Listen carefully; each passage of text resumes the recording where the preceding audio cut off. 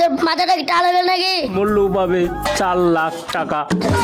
দে মরার পর তো জমিয়া পামু তো খিলাই লাভ কি? আব্বালুদা গাড়ি লে লিয়াও। 80 বিঘা জমি কেন করে জমি খান আবাদ করা যায় চিন্তা কর। তোলা চিন্তা করবা হবে নি। সেব খিলবা হবে, আপেল খিলবা হবে, বড় বড় মাছ খিলাবে, তাই না জমি খান আবাদ করা পারবো? তোর পেল রালে যায় না তোর বাবা খিলাই তারপর জমি আনলে সাইডে চলে গেনু। আচ্ছা যা শুনি তো মজুরি 80 বিঘা জমি পাইলো তাহলে তুমি এই গ্রামের ধনী ব্যক্তি হয়ে যাম। আব্বা তোর বৌমা খাসির গোস্ত আর ভাত দিয়া মই লেবু আর আপেল লিয়াও। তো অসুস্থ ওই জন্য এলা তোর জন্য লিয়াও খাইস। দে বেটা তারে খাই। বিসমিল্লাহ। টাকা থাকুম করে বেটা কো। ওই যে চেয়ারম্যানে বাইলো যে 80 বিঘা জমি আছে ওখানে মোর নামে করে দে। মই মরার পরে তোমার তো জায়গা জমি এমনি ভাগা পাবেন রে বেটা। লেখালে কি করবেন? দে মরার পর তো জমিয়া পামু তো খিলাই লাভ কি?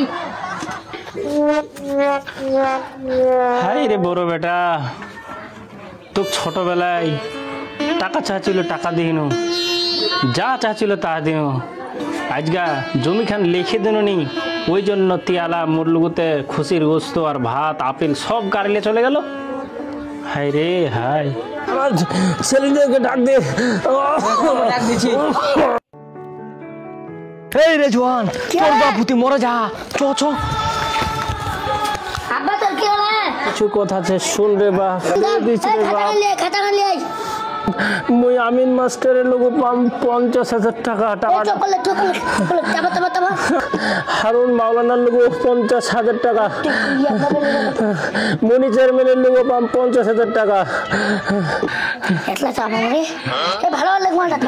আরেকটা কথা শুন বাপ, আব্দুল কাইম পুষ্প মূল্য পাবে 4 লাখ টাকা। ভালোই কথা বুঝিল রে। পানি লিয়ে ওর মাথায় পানি ঢালতে হবে। পানি লিয়ে থাম থাম। কি উল্টা পুড়ি বকি তোর মাথাটা কি টাল হইবে নাকি? বাপ পানি দে। তোর বাবার মাথা টালা গেলে দে মাথার বাড়ি ঠিক আছে। বাপ রে জোয়ান, কি বকছিস তুই? বাপ রে জোয়ান, মি উল্টা পাল্টা বকুন রে।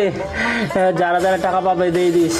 আরেকটা কথা শুন, ওই গাছের নিচত মোর এক হাড়ি আলহার বুড়া এতলা ঋণ রাখে না, সব মোর পর চাপা দিলি।